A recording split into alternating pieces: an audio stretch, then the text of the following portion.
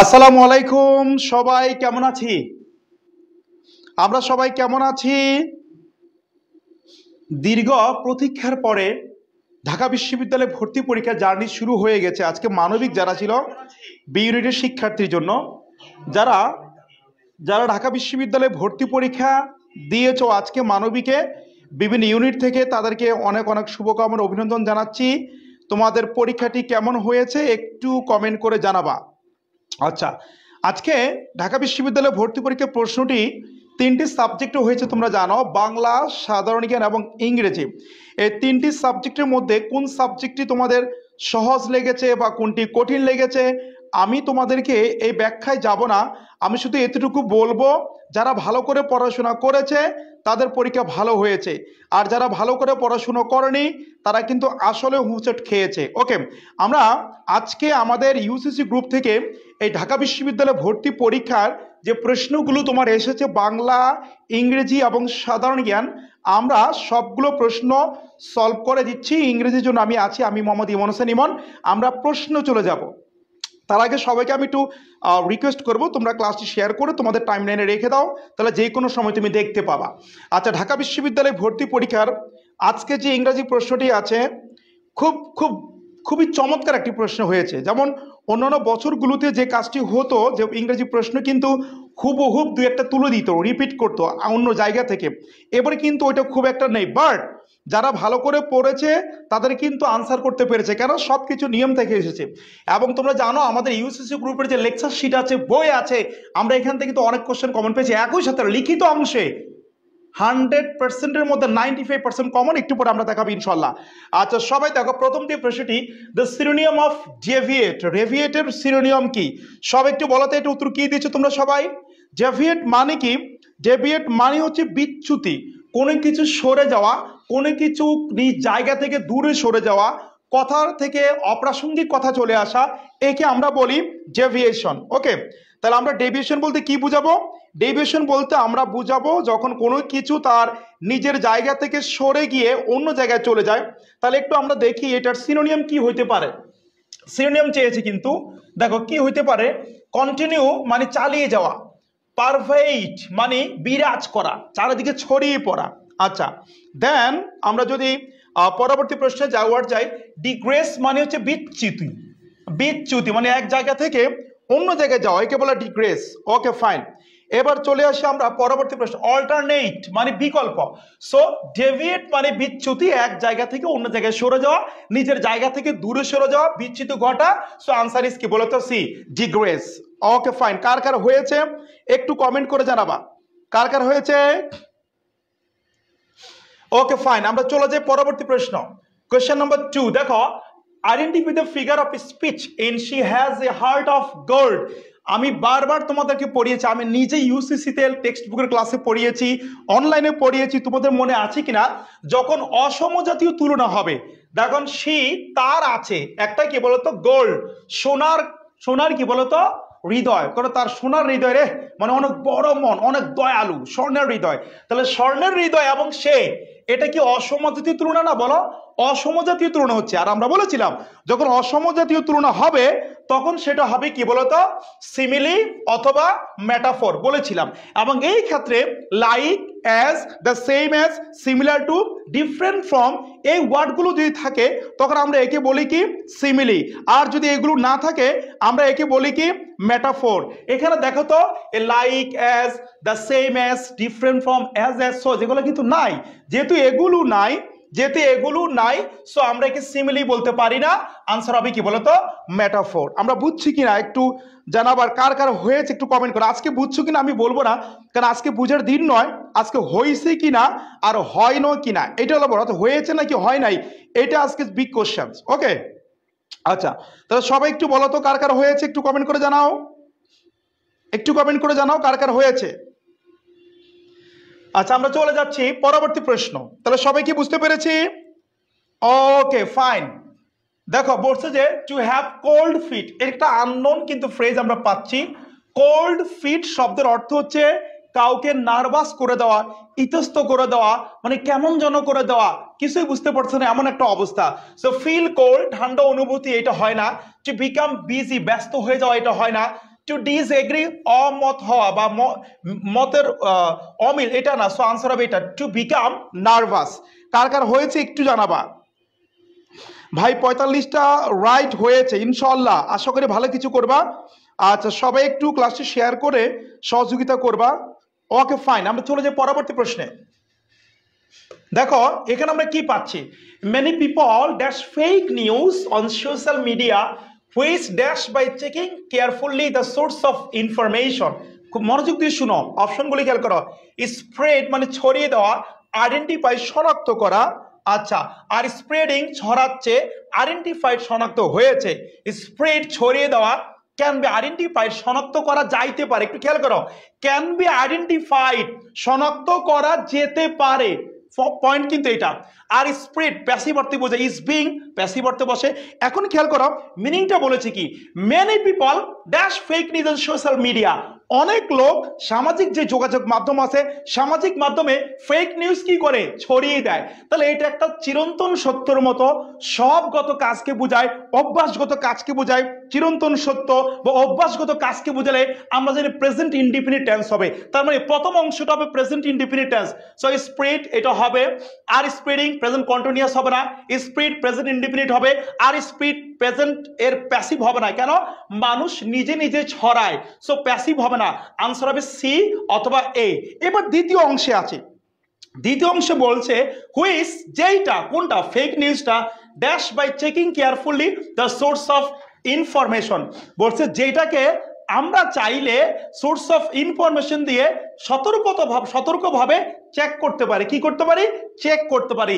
এখন কাকে চেক করব, ফেক নিউজকে। আচ্ছা বলো তো ভাই, ফেক নিউজ কি নিজে নিজে চেক হয় না, আমরা চেক করি। সো আমরা যেহেতু চেক করি তার মানে এটা অ্যাক্টিভ হবে না, এটা হবে প্যাসিভ। আনসার হবে can be identified. Answer is কি বলো তো, সি। কার কার হয়েছে একটু কমেন্ট করে জানাও তো।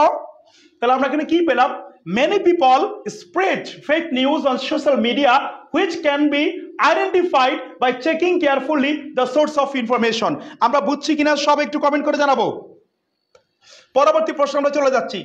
certain serious diseases, বলছে কিছু মারাত্মক রোগ can be successfully treated, তাদেরকে সফলভাবে নিরাময় করা যায়, সফলভাবে চিকিৎসা করা যায়, dash detected in an initial stage, যদি তাদেরকে শুরুতে আইডেন্টিফাই করা যায়। একটু খেয়াল করো, ইফ, লেস্ট, হুয়েদার, আনলেস। দেখো লেস্টের পর আমরা জানি সাবজেক্ট প্লাস শুড অথবা মাইট থাকবে। এখন দেখো তোমরা কিন্তু চাইলে খুব ইজিলি কিন্তু প্রশ্নগুলো সলভ করতে পারো। লেস্টের পরে সাবজেক্ট বা শুড বা মাইট থাকবে, এখানে সাবজেক্টের পরে কি শুড বা মাইট আছে, নাই, তো সো লেস্ট হবে না। হুয়েদার হলো সংশয় বুঝাবে, দ্বিধা বুঝাবে, এখানে কি সংশয় বা দ্বিধা বুঝিয়েছে, নো। আনলেস মানে যদি না, আনলেস মানে যদি না, এবং আমরা বলেছিলাম আনলেস এর পরে কোন টেন্স হবে, প্রেজেন্ট ইনডিফিনিট হবে, এত না, সো হচ্ছে না। সো এখানে আনসার হবে ইফ, ইফ মানে যদি, অর্থাৎ certain serious disease can be successfully treated, মানে কিছু সিরিয়াস রোগকে আমরা ভালো করতে পারি যদি এটা শুরুতেই ধরা খেয়ে যায়। যেমন এই তোমার মনে করো ক্যান্সার বলো বা আরো বড় বড় টিউমার জাতীয় রোগ বলো, এগুলো শুরুতে যদি ধরা খায় তাহলে কিন্তু খুব সাকসেসফুলি একে ট্রিট করা যায়, বা যদি দেরি হয় তাহলে কিন্তু আর কিছু করা যায় না। একটু খেয়াল করো পরবর্তী প্রশ্ন। দেখো, I dash to call the customer service of my bank all morning but I can't gate through. খেয়াল করছো, বলছে যে I dash to call the customer, আমি আমার কাস্টমারদেরকে কল করে যাচ্ছি অল মর্নিং, সকাল থেকে। ওই যে আমি বলেছিলাম সকাল থেকে কোনো কাজ আগে থেকে শুরু হয়ে এখনো চলিতেছে, রাইট ফর্মস অফ ভার্ব আমরা পড়েছিলাম, এমন অর্থ আমরা কাকে ইউজ করি, প্রেজেন্ট পারফেক্ট কন্টিনিউয়াস টেন্সকে ইউজ করি। আচ্ছা এখন দেখো, but I can not get through, তুমি কিন্তু ইজিলি এই কোশ্চেনটা উত্তর করতে পারো। দেখো তো, হ্যাড বিন ট্রাইং, এটা পাস্ট পারফেক্ট কন্টিনিউয়াস, এখানে কি অতীতের কোনো লক্ষণ আছে, নাই, যেহেতু এটা প্রেজেন্ট টেন্সকে বোঝাচ্ছে, সো তোমাকে উত্তরটা প্রেজেন্ট টেন্সকে নিতে হবে। যদি প্রেজেন্ট টেন্সকে তুমি নাও, পাস্ট টেন্স হবে না, পাস্ট টেন্স হবে না, পাস্ট টেন্স হবে না, আনসার ইজ ডি। দেখছো কোশ্চেন কিন্তু কঠিন না, বাট টেকনিক্যাল প্রশ্ন, অর্থাৎ যারা বেসিকটা পড়েছে এরাই ভালো করেছে। আচ্ছা চলে আসি পরবর্তী প্রশ্ন। দেখো, dash the hustle and bustle of the city she has found a peaceful park to take rest. একটু কমা দেখো, কমা, এই কমার আগে দেখো দ্য হাসেল অ্যান্ড ভাসেল, এখানে কিন্তু সাবজেক্ট প্লাস ভার্ব কিন্তু নাই। সাবজেক্ট প্লাস ভার্ব না থাকলে একে আমরা ক্লোজ না, আমরা ফ্রেজ বলবো, এটা ফ্রেজ। এবং আমরা জানি অলদের পরে ক্লোজ হয় এবং সিন্সের পরে ক্লোজ হয়। হ্যাঁ, নেভারদালেস মানে এটা সত্য, এটা মিনিংলেস। এখানে আনসার হবে এমিস্ট। এমিস্ট মানে কোনো গন্ডগোলের মাঝখানে, খেয়াল করো, এমিস্ট মানে হচ্ছে কোনো গন্ডগোলের মাঝখানে, কোনো ঝামেলার মাঝখানে। বলছে যে হাসেল অ্যান্ড ভাসেলস মানে বুঝো হট্টগোলের মাঝখানেও সে পার্কে রেস্ট নিতে গিয়েছিল, এরকম কিছু। কোনো পরিস্থিতির মাঝখানে, গন্ডগোলের মাঝখানে কোনো কিছু করা বোঝাতে আমরা এমিস্ট এ প্রিপোজিশনটাকে ইউজ করি। তো আনসার হবে কি বলো তো? এ। কার কার হয়েছে একটু কমেন্ট করবা। Okay fine. আচ্ছা, এবার চলে আসি আমরা পরবর্তী প্রশ্নে। 8 নম্বর, if Rana had not been imprisoned. খেয়াল করে দেখো, ইফ এখানে দেখো হ্যাড নট বিন ইমপ্রিজনড, এটা পাস্ট পারফেক্ট টেন্স। যেহেতু ইফ এর সাথে পাস্ট পারফেক্ট, তাহলে এখানে would have, could have, might have plus বি3।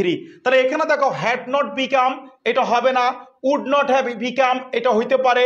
Will হবে না, হ্যাজ হবে না, আনসার হবে বি। সবাই বুঝছি কিনা একটু কমেন্ট করো। স্যার আনসার আগে আগে বলে দেন, নতুবা বুক কাঁপে। আচ্ছা, বুক কাঁপে ইনশাল্লাহ, আর তো বুক কাঁপাকাঁপি না, কাঁপাকাঁপিতে এখানেই শেষ ইনশাল্লাহ। আশা করি সবার পরীক্ষা ভালো হয়েছে এবং তোমরা সবাই তোমাদের কাঙ্ক্ষিত লক্ষ্যে পৌঁছাতে পারবা। আচ্ছা, আমরা পরবর্তী প্রশ্নে চলে যাচ্ছি। সবাই পরবর্তী প্রশ্নে চলে যাচ্ছি আমরা। একটু দেখো কোশ্চেন নাম্বার 9। দেখো এখানে আমরা কি পাচ্ছি, many people are increasingly interested in sustainable living which has sparkle a dash eco friendly products. এই প্রশ্নটা একটা চমৎকার একটা প্রশ্ন, এটা নর্মাল সেন্স থেকে উত্তর করা যায়। বলতেছে যে আমরা অনেক লোক মানে খুব ক্রমান্বয়ে তাদের আগ্রহ বাড়াচ্ছে কোথায়, সাস্টেইনেবল লিভিং। সাস্টেইনেবল লিভিং এর মধ্যে যেটা ইকো ফ্রেন্ডলি প্রোডাক্ট, মানে আমাদের পরিবেশের সাথে যেটা ভারসাম্য যায়, এই প্রোডাক্টটাকে ড্যাশ করে, কি করে, যদি আমরা সাস্টেনেবল লিভিং করি তাহলে এটা কি বাড়াবে না কমাবে? বাড়াবে। সো ডেক্লাইন হবে না, ক্যাটাস্ট্রফ দুর্যোগ হবে না। আন্ডারস্ট্যান্ড তো মিনিংলেস। সো আনসার হবে কি বলো তো? সার্চ। ব্যাপারটা কি ক্লিয়ার? আচ্ছা, আর একটা বিষয় হলো এই যে এ আছে, এ কিন্তু ভাওয়েলের আগে বসে, তাই না? এটা কিন্তু কনসোনেন্ট, সো এটা হয় না। আনসার হবে সার্চ, মানে কোনো কিছু বৃদ্ধি পাওয়া, ত্বরান্বিত করা। আচ্ছা, চলে আসি আমরা পরবর্তী প্রশ্ন। ওকে, চলে আসি পরবর্তী প্রশ্ন। দেখো, the antonym of rigorous. Rigorous মানে কঠিন, মনে রাখবা। রিগোরাস মানে কি? কঠিন। তোমাদেরকে কিন্তু বারবার আমি ক্লাসে পড়িয়েছিলাম, পরীক্ষা যদি অ্যান্টোনিয়াম আসে মাথায় রাখবে এটা কিন্তু অ্যান্টোনিয়াম, নট সিনোনিয়াম। তোমরা অনেকে কিন্তু এই ভুলটা করেছো। অনেকে আমাকে বলছে ভাই আমি তো আবারও ভুল করেছি, আমি আর্টসে অ্যান্টোনিয়াম আনসার করে আসলে সিনোনিয়াম। বি কেয়ারফুল, অ্যান্টোনিয়াম চেয়েছে কিন্তু। রিগোরাস মানে কঠিন, চ্যালেঞ্জিং মানে চ্যালেঞ্জ বা হুমকি স্বরূপ এরকম, ফ্লেক্সিবল মানে নমনীয়, এটা অ্যান্টোনিয়াম হইতে পারে। রেভারাস, রেভিনাস, রেভিনাস মানে হিংস্র। রেভানাস মানে কি বলতো? হিংস্র, এটা হবে না। ডমিনেটিং মানে বল প্রয়োগ করে এরকম, বা নিজের অধীনে রাখছে এরকম। সো আনসার হচ্ছে ফ্লেক্সিবল। রিগোরাস মানে কঠিন, ফ্লেক্সিবল মানে নরম। 11 নম্বর প্রশ্ন, met the dash metro station by half an hour. দেখো আমরা কিন্তু প্রিপোজিশনের ক্লাসে পড়েছিলাম, তোমাদের মনে আছে কিনা? আমরা পড়েছিলাম তোমাকে ইন এবং অ্যাট, যে বড় স্থান আছে, এই বড় স্থান, বড় স্থানের আগে আমরা ইনকে ব্যবহার করি এবং ছোট স্থানের আগে আমরা অ্যাটকে ব্যবহার করি। খেয়াল করে দেখো, যদি আমি বলি যে ঢাকা, আমি যদি বলি বাংলাদেশ, আমি বলি ইউরোপ, ইন্ডিয়া, এগুলো বড় স্থান, নদী, এদের আগে ইন হবে। In Bangladesh, in Dhaka, in Europe, in the river. কিন্তু ছোট যে জায়গাগুলো আছে, ভিলেজ, হ্যাঁ, স্টেশন, ড্যাশ, মেট্রো স্টেশন, এর আগে কিন্তু আমরা অ্যাটকে ব্যবহার করি। যারা আমার স্টুডেন্ট, আমি কিন্তু পড়িয়েছিলাম আমরা অ্যাট কোথায় ব্যবহার করি, স্টেশনের আগে কিন্তু আমরা অ্যাটকে ব্যবহার করি। Meet me dash the metro station, answer at the metro station. কার কার হয়েছে এই কোশ্চেনটা একটু কমেন্ট করবা দেখি। পরবর্তী প্রশ্ন, I dash a minor, I can not drive it. এই কোশ্চেনটা চমৎকার একটা প্রশ্ন। দেখো, I am minor, a subject plus verb আছে। সাবজেক্ট প্লাস ভার্ব থাকলে এটা ক্লোজ, আর আমরা জানি ক্লোজ এর আগে বিং হবে না, ডিউ হয় না, ইভিডেন্টলি হবে না। ক্লোজ এর আগে ক্লোজ মার্কার হবে, একমাত্র সিন্স হচ্ছে ক্লোজ মার্কার। আমরা পড়েছিলাম সকল প্রকার ডব্লিউএইচ ওয়ার্ড এবং সকল প্রকার কনজাংশন হচ্ছে ক্লোজ মার্কার। সকল প্রকার ডব্লিউএইচ ওয়ার্ড এবং সকল কনজাংশন হচ্ছে ক্লোজ মার্কার। তাহলে এই সিন্স হচ্ছে clause marker, answer is D. কার কার হয়েছে একটু বলো তো আমাকে। The fire fighters work for 5 hours. খেয়াল করে বলছে ফায়ার ফাইটার মানে আগুন যারা নিভায়, মানে আগুন নির্বাপক, মানে যারা আগুন নিভায় সেই ওয়ার্কারদেরকে বলে ফায়ার ফাইটার্স। আচ্ছা দেখো বলছে ফায়ার ফাইটাররা ওয়ার্ক ফর 5 আওয়ার্স, 5 ঘন্টা চেষ্টা করেছে to dash the blaze. Blaze মানে আগুন, ব্লেজ মানে কি আগুন। এখন বলো তো ফায়ার ফাইটারের কাজ কি? আগুন জ্বালানো নাকি আগুন নিভানো? আগুনটা নিভানো। Put off meaningless, put on মানে পরিধান করা, পরিধান করা, পোশাক পরা, ড্রেস পরা। পুট আউট মানে নিভানো। পুট ইন, পুট ইন মানে কি কোনো কিছুর মধ্যে রাখা। সো আনসার হবে কি বলো তো সি। কার কার হয়েছে একটু জানাবো কমেন্ট করে। আমরা চলে যাচ্ছি আমাদের পরবর্তী প্রশ্ন।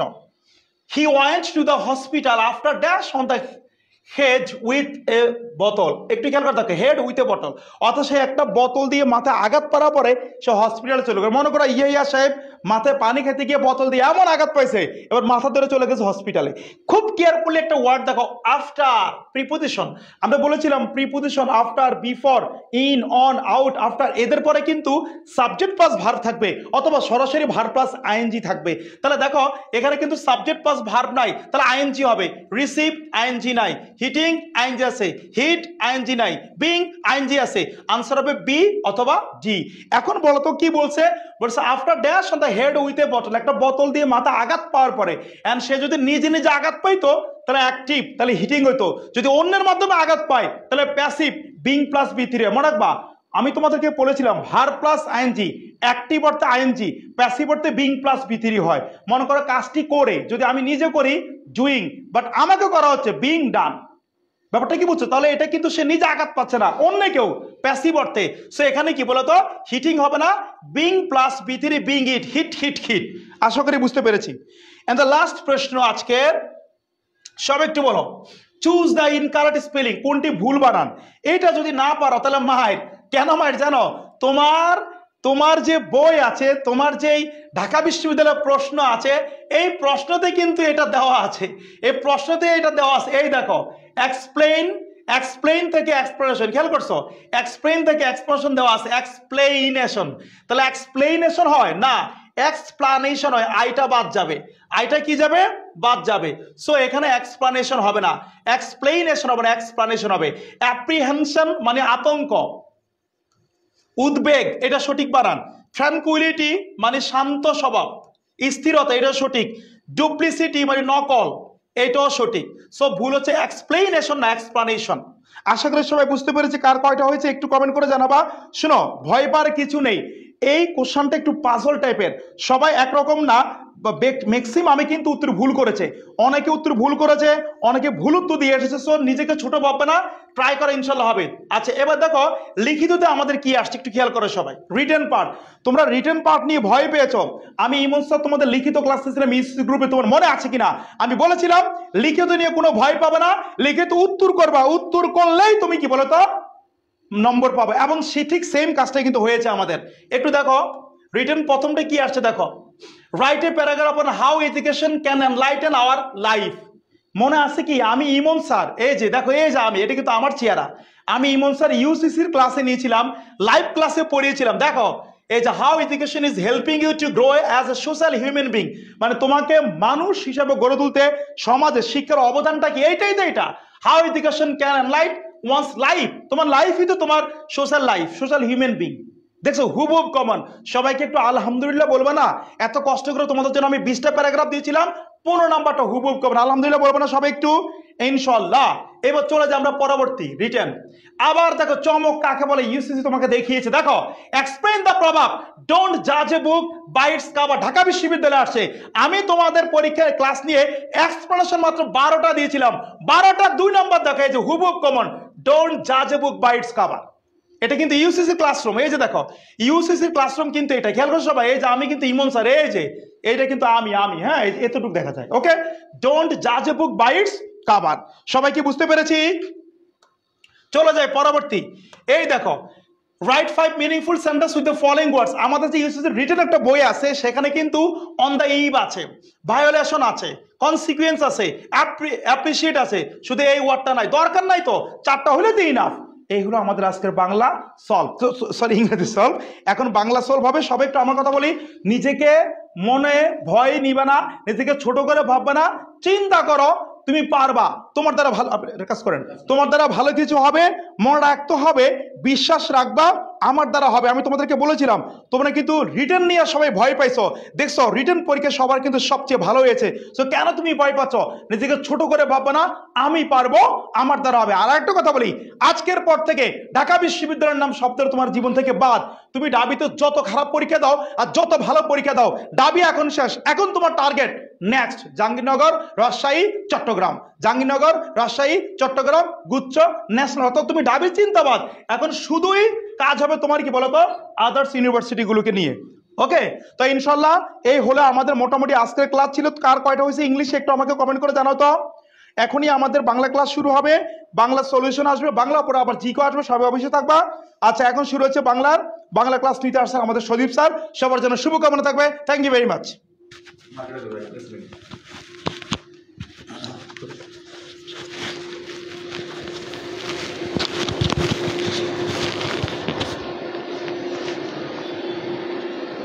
কেমন আছেন সবাই? কেমন আছেন সবাই? আশা করি পরীক্ষা টরীক্ষা দিয়ে ভালোই আছেন। প্রশ্ন মোটামুটি ঢাকা বিশ্ববিদ্যালয়ের প্রশ্ন সবসময় কখনো সহজ হয় না, কখনো কঠিন হয় না, সবসময় স্ট্যান্ডার্ড হয়। স্ট্যান্ডার্ড প্রশ্নটাই হয়েছে। ওকে, দেখি আমরা বেশিক্ষণ সময় নিব না।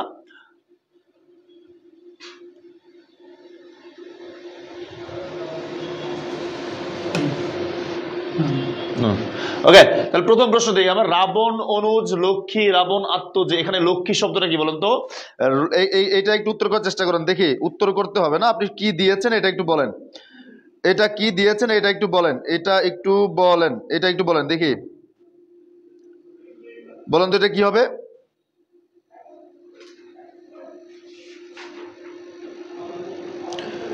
এটা একটু বলেন।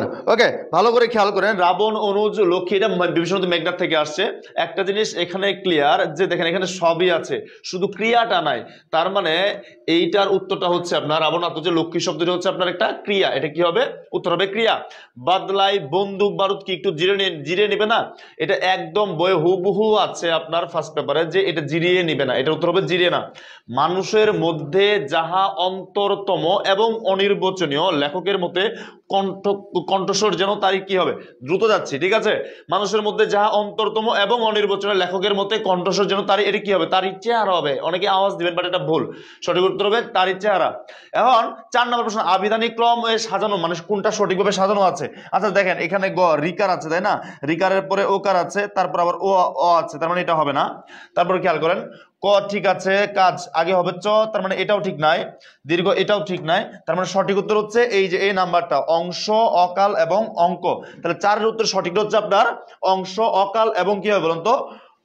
ওকে, তাহলে এবার একটু খেয়াল করেন,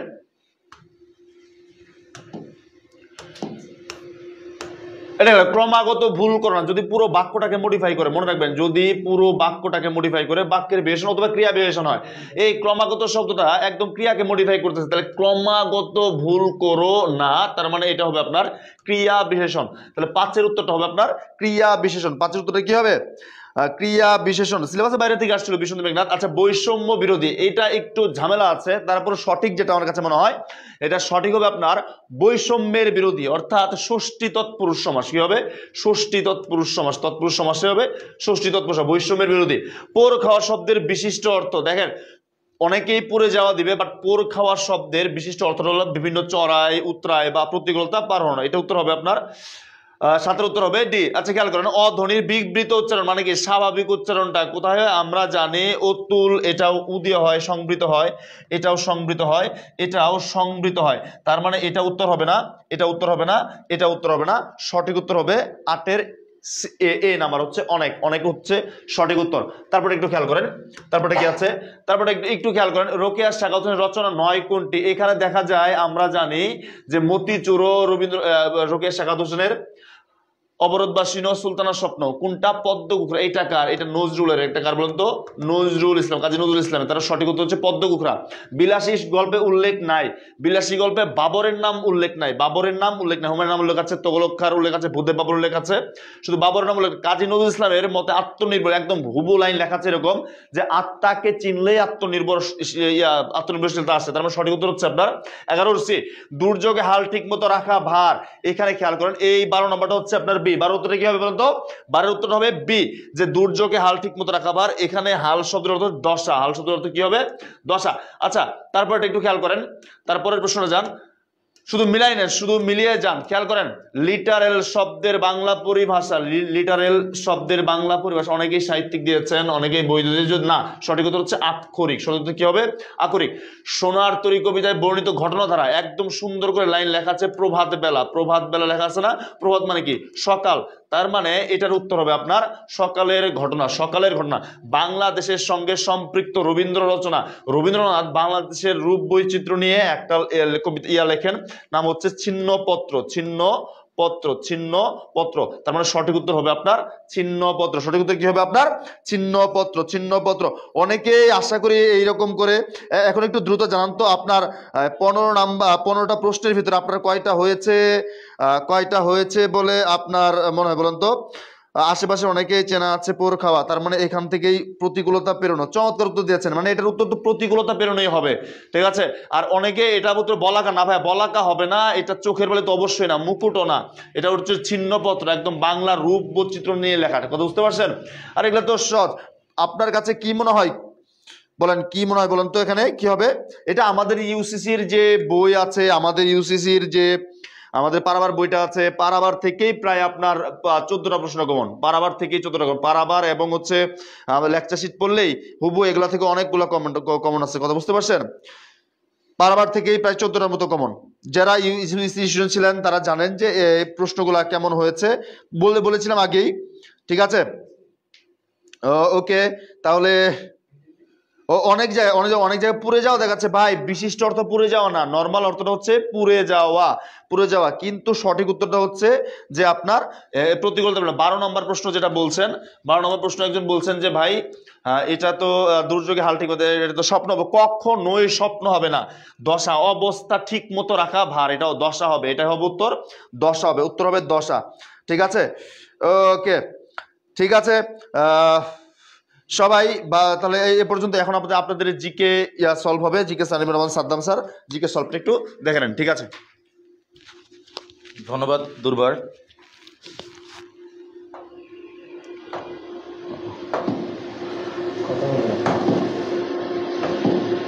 দুর্বার, তোমাকে ধন্যবাদ। আমরা জিকে সলভ নিয়ে এখনই তোমাদের সামনে আসতেছি, একটু 1 মিনিট।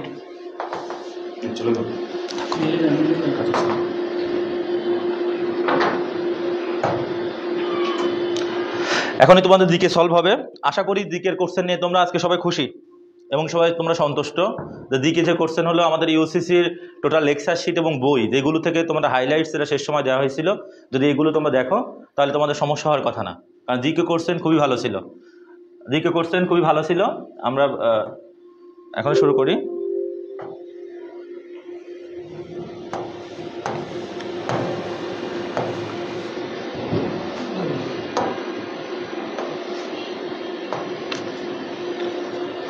তো আমরা এখনো শুরু করতেছি যে জিকে দেখো, মানে আমাদের আমি সাদ্দাম হোসাইন তোমাদের সাথে আছি যে সাধারণ জ্ঞানের সলভ ক্লাস নেওয়ার জন্য। সাধারণ জ্ঞানে দেখবে যে সমস্যা তোমাদের কীরকম, মানে আমার মনে হয় না সাধারণ জ্ঞানে খুব বেশি সমস্যা আছে। তো প্রথমে যদি আমরা একটু দেখি, দেখো বিখ্যাত ট্রয় নগরী কোন দেশে অবস্থিত, এটা নিয়ে মনে করে যে কনফিউশনের কোনো জায়গা নেই, একদম সহজ। তোমাদেরকে যেভাবে দেওয়ার আসার কথা সেভাবে বিগত সালের কোশ্চেন। যে তুরস্ক কোথায় অবস্থিত? তুরস্ক। বিখ্যাত ট্রয় নগরী কোথায় অবস্থিত? তুরস্ক। তোমরা সাধারণ জ্ঞান নিয়ে আমার আশা করি তোমাদের সমস্যা হওয়ার কথা। তারপরে তোমরা একটু থাকো, আমরা কয়েক মিনিটের ভিতরে আমাদের সাধারণ জ্ঞান সমস্যার সমাধান হয়ে যাবে। যেগুলো যদি কোনো কনফিউশন থাকে সেগুলো থেকে তোমরা বুঝতে পারবা। সবসময় সাধারণ জ্ঞান যে কোশ্চেন থাকে, যে সাম্প্রতিক যেরকম কোশ্চেন থাকার কথা সেরকমই ছিল, প্রায় 8 থেকে 10টা কোশ্চেন সাম্প্রতিক ছিল এবং থাকে এরা সবসময়। আমার দ্বিতীয় কোশ্চেনটা দেখো, মেসোপটেমিয়া সভ্যতার সাথে সম্পর্কিত দেশ। আমাদের আসলে মেসোপটেমিয়ার অবস্থান যদি বলা হয়, তুরস্ক, ইরাক, সিরিয়া তিনটাকে ধরা হয়। বাট এখানে মেসোপটেমিয়া বলতে যে জায়গাটা একদম বোঝায় সেটা ইরাককে বলি আমরা। কোনটা? ইরাক। মেসোপটেমিয়া সভ্যতার সাথে সম্পর্কিত দেশ কোনটা? ইরাক। আশা করি তোমাদের এটা নিয়ে সমস্যা হওয়ার কথা না। আমাদের 3 নম্বর কোশ্চেনটা যদি দেখো, সভ্যতা থেকে কিন্তু আমাদের উঠে উঠে 2টা কোশ্চেন, সভ্যতা থেকে 2টা কোশ্চেন। আমরা সভ্যতা তোমাদেরকে আমাদের মৌলিক ক্লাসে তোমরা সভ্যতার মৌলিক লেকচার শিটে তোমরা সভ্যতা পাইছো যে হাইরোগ্লিফিক কোন প্রাচীন সভ্যতার লিখন পদ্ধতি? এটা হলো আমাদের মিশরীয় সভ্যতার লিখন পদ্ধতি। শাহী বাংলা বা কোন সুলতানের উপাধি ছিল? শাহী বাংলা কোন সুলতানের উপাধি ছিল যদি বলা হয় শামসুদ্দিন ইলিয়াস শাহ, কারণ তিনি সমস্ত প্রাচীন জনপদগুলোকে একত্রিত করে বাঙ্গালা নামকরণ করছিলেন, এজন্য তার উপাধি ছিল শামসুদ্দিন ইলিয়াস শাহ, শামসুদ্দিন ইলিয়াস শাহ। তো আমার মনে হয় তোমরা 4টা কোশ্চেন সবাই পারছো। তোমরা হাইরোগ্লিফিক্স প্রাচীন সভ্যতা লিখন পদ্ধতি, এটা হলো ব্যাবিলন হবে না, কারণ ব্যাবিলনে হলো তোমার করি না এটা। এরপরে যদি আমরা 5 নম্বর কোশ্চেনটা দেখি, স্টারলিংক বর্তমান সময়ে স্টারলিংক কি যদি বলা হয়? স্টারলিংক একটি স্যাটেলাইট ভিত্তিক ইন্টারনেট সেবা। স্টারলিংক একটি স্যাটেলাইট ভিত্তিক ইন্টারনেট সেবা, স্যাটেলাইট ভিত্তিক ইন্টারনেট সেবা স্টারলিংক। আমরা এরপর যদি দেখি সামাজিক বিবর্তন তত্ত্বের প্রবক্তা, এটা নিয়ে সামাজিক যদি কথাটা না থাকতো, শুধু বিবর্তনবাদ কথাটা থাকলে চার্লস ডারউইন অ্যান্সার হতো। যেহেতু সামাজিক বিবর্তনবাদ তত্ত্বের প্রবক্তা, এই জন্য আমাদের এটার অ্যান্সার হারবার্ট স্পেন্সার। অ্যান্সার কোনটা?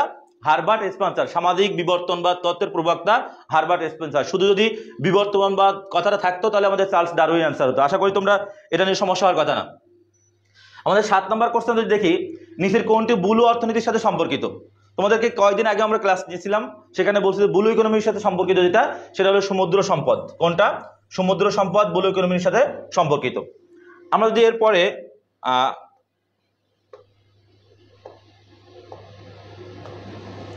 8 নম্বর কোশ্চেন দেখি যে 12 ভূঁইয়াদের মধ্যে ঢাকা বিশ্ববিদ্যালয় এলাকায় কার সমাধি রয়েছে? কার্জন হলের সামনে, আমাদের পাশে কার্জন হলের পাশে মুসা খাঁর মসজিদ আছে, সেখানে মুসা খাঁর কি আছে? মাজার আছে, মুসা খাঁর মাজার বা সমাধি সেখানে আছে।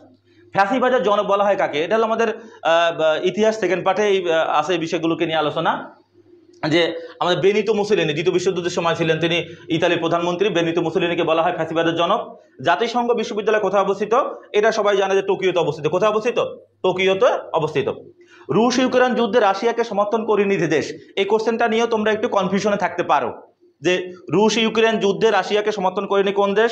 তোমরা এই কোশ্চেনটা নিয়ে কনফিউশন থাকতে পারো। বেলারুশ করছে সমর্থন, উত্তর কোরিয়া সমর্থন করছে, চীন হাঙ্গেরি নিয়ে, কিন্তু চীনও এটাকে সমর্থন করছে। করি নাই কোন দেশ? সেটা হলো হাঙ্গেরি। কোনটা করি নাই? হাঙ্গেরি এটা সমর্থন করি নাই। আমরা যদি 11 নম্বর পরে যাই, 12 নম্বর কোশ্চেনটা দেখো, যুক্তরাষ্ট্রের গ্র্যান্ড ওল্ড পার্টি নামে পরিচিত কোন দল? এটা মনে করো যে বর্তমান যে রাজনৈতিক দল ক্ষমতায়, মানে 20 তারিখ থেকে ক্ষমতায় আসলো রিপাবলিকান পার্টি, এই রিপাবলিকান পার্টিটা পরিচিত হলো তোমার grand old man party. Grand old party নামে পরিচিত কোনটা? Republican party. যুক্তরাষ্ট্রের গ্র্যান্ড ওল্ড পার্টি নামে পরিচিত কোনটা? Republican party. 13 নম্বর কোশ্চেন, বাংলাদেশের বর্তমান অন্তর্বর্তীকালীন সরকারের উপদেষ্টা পরিষদে নারী সদস্য সংখ্যা কতজন? এটা হলো 4 জন। কয়জন? 4 জন। 24 জন ছিল, তার থেকে একজন মারা গেছে। বর্তমান এখন 4 জন, মানে পুরুষ মারা গেছে, কিন্তু আবার 4 জন নারী সদস্য আছে। কয়জন আছে? 4 জন। বাংলাদেশের 25তম প্রধান বিচারপতি, এটা আমাদের অনেকবার তোমাদেরকে মনে পরীক্ষা আসছে, আমাদের হুবহু পরীক্ষায় তোমাদের মডেল টেস্টে যেসব কোশ্চেন দিছি সেসব জায়গা থেকে কোশ্চেন আসছে। বাংলাদেশের 25তম প্রধান বিচারপতি সৈয়দ রেফাত আহমেদ চৌধুরী। সৈয়দ রেফাত আহমেদ বাংলাদেশের 25তম প্রধান বিচারপতি সৈয়দ রেফাত আহমেদ। আমি রাষ্ট্র এটিকার উক্তি, আমি রাষ্ট্র এটিকার উক্তি, এটা হলো 14 লইয়ের উক্তি। ফরাসি বিপ্লব যাদের ইতিহাস ছিল ইন্টারমিডিয়েটে, বা আমরা যে সময় আমাদের লেকচার শিটগুলো দেখলে তোমরা ইন্টারন্যাশনাল আমাদের যে লেকচার শিট পাশে অথবা আমাদের বই তথ্যকোষ এগুলোতে এইসব বিষয়গুলো দেওয়া আছে এবং সবই কমন। আমি রাষ্ট্র এটি কার উক্তি? 14 লইয়ের উক্তি। কার উক্তি? 14 লইয়ের উক্তিতে আমি 14 লইয়ের উক্তি আমি রাষ্ট্র। 14 লই 15 নম্বর আনসার 14 লই, এটা আমি রাষ্ট্র উক্তিটি কার?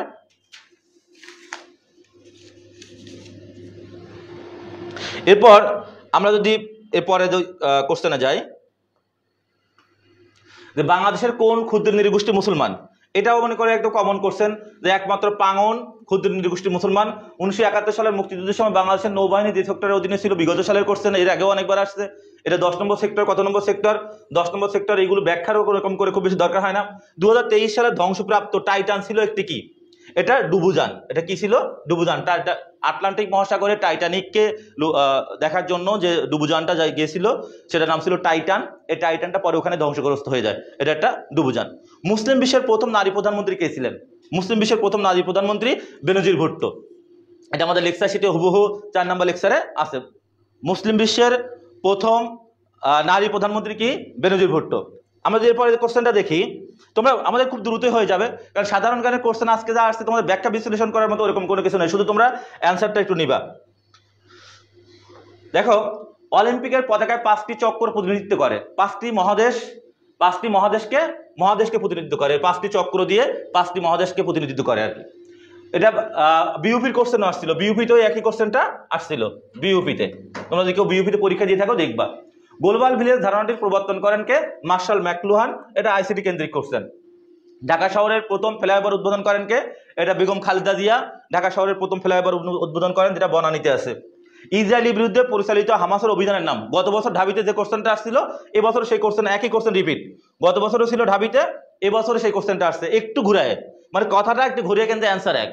যে ইসরায়েলের বিরুদ্ধে পরিচালিত হামাসের অভিযানের নাম কি? অপারেশন আল আকসা ফ্লাড। এটা হলো হামাসের পরিচালিত অভিযানের নাম, যে 7ই অক্টোবর 2023 সালে এটা অপারেশন চালায়। আমাদের পরবর্তীতে যদি দেখি, 24 নম্বর কোশ্চেন, 24 নম্বর কোশ্চেন, কোন দেশ on belt on road initiative গ্রহণ করছে? এটা হলো চীন। কোন দেশ গ্রহণ করছে?